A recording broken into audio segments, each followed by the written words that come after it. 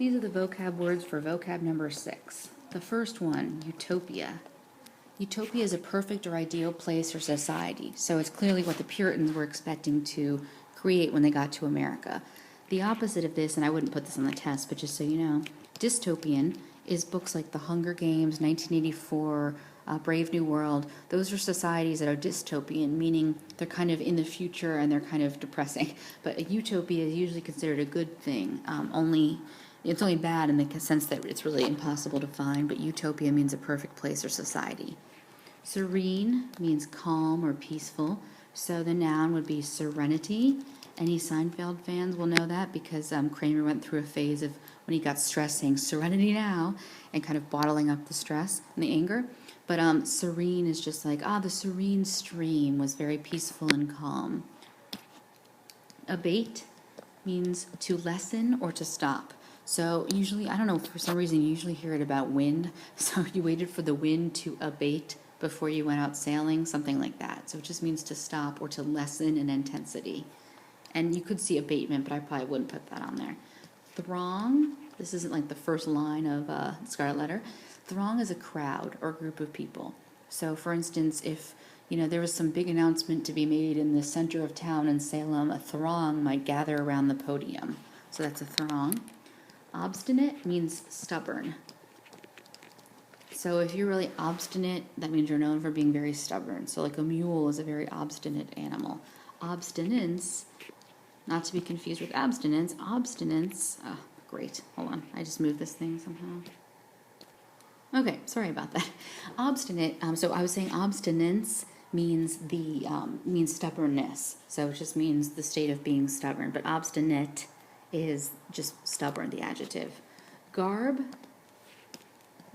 just means clothing or apparel.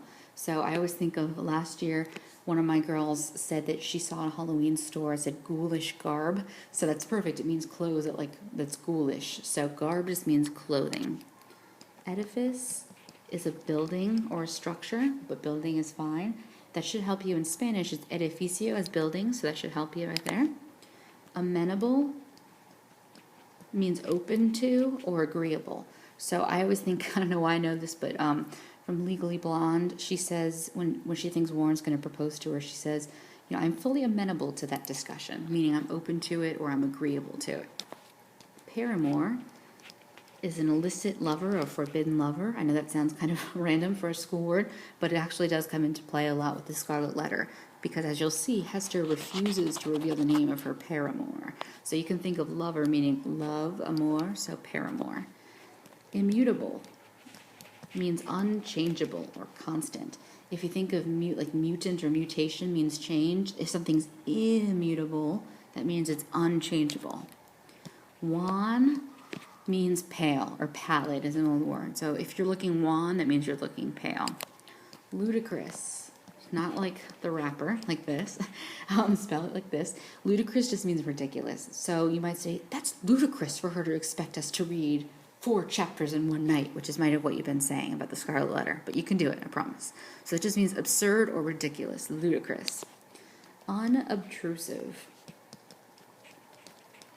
Unobtrusive means inconspicuous or low profile. So the opposite of it is obtrusive. So someone who's obtrusive is always in your face and getting in the way.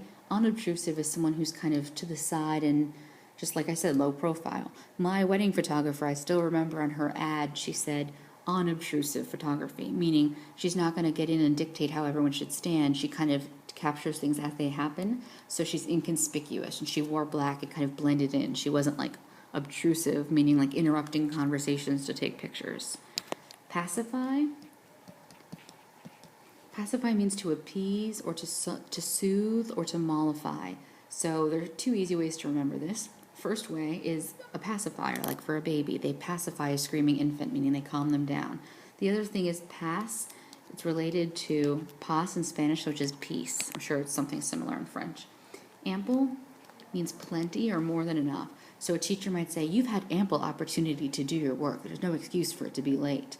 Also in research, I know you're supposed to get an ample sample, meaning you're not supposed to ask, 3 people what they think. You're supposed to get an ample sample, meaning ask a lot of people, so it's more representative of the society as a whole.